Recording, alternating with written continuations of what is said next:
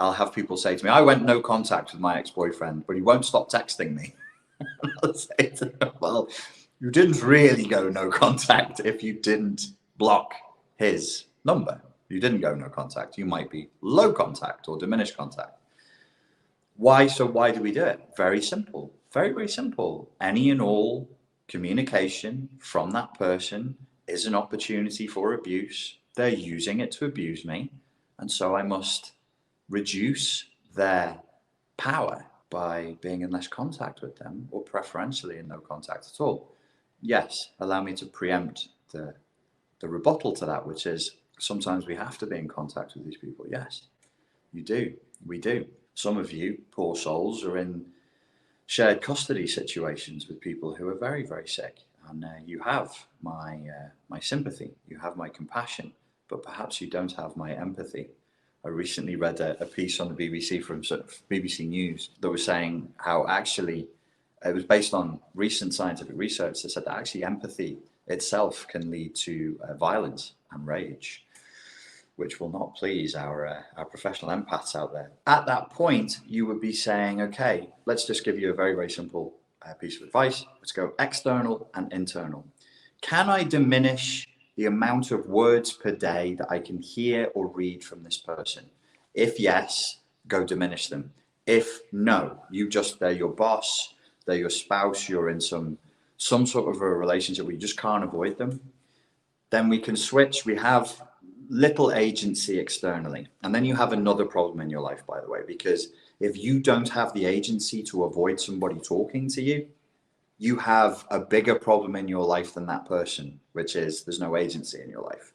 You're trapped in a power dynamic that really isn't good. You're living life as though you were in a prison. So please don't be blind to the power dynamics. Psychology is often blind to just simple power dynamics. Don't be blind to that. Do you need to make more money? Do you need to physically escape somehow? You know, some of you, maybe really young people, would be like, well, I can't. I don't have credit cards. I'm not allowed legally to just bugger off and leave. Okay, well, so then we move to the internal modality, which is we say, okay, I can't avoid their words. I can't avoid hearing them, and I can't avoid reading their words, which would be the preferred mode, or having the ultimate preferred mode is zero contact, no contact at all. Secondary preference would be diminished contact or reduced capacity for their words to reach you. And then we start to move into backup plans, far less desirable options, but at least it's something. Can you protect yourself at the internal level? Your boss is going to show up at 9 o'clock in the morning and be rude and snotty and say something abusive and unpleasant to you. And it takes them 15 words to do that straight away. Typically, normally, up until that point, historically, that's dropped you into an altered emotional state that's not been a very pleasant emotional state for you to be in. Can we start? Is there an option to create a discretionary gap, a discretionary boundary within ourselves between what that person says and what we feel? Can we start to go no contact with the internal dialogue of what that person is saying? And what I mean by this is by creating a space between what is said and being detached from what is being done at the internal level would be to look and to listen and to observe and say, this is what this person just said, and this is what I feel about it. If I increase the gap between the two, is it possible for them to say what they're saying and for it to affect me less? Not at all. Not at all. That's an unreasonable demand. But for it to affect me less. If yes, what would it take for me to be less affected by this person's words? Go inside your own mind and answer that question for yourselves if you want to come up with really good, nuanced answers that are individualized to suit your needs and your experience. Now that you've all done that diligently and with great self-discipline and personal agency, I could offer you a little piece of advice on that, which would be, it might be time to say, okay, I could say to myself something like, I am me, you are you. We are two separate entities. Your life is your life, my life is my life. Right now, at this point in the timeline of my history, of my story, I'm in a weak power dynamic.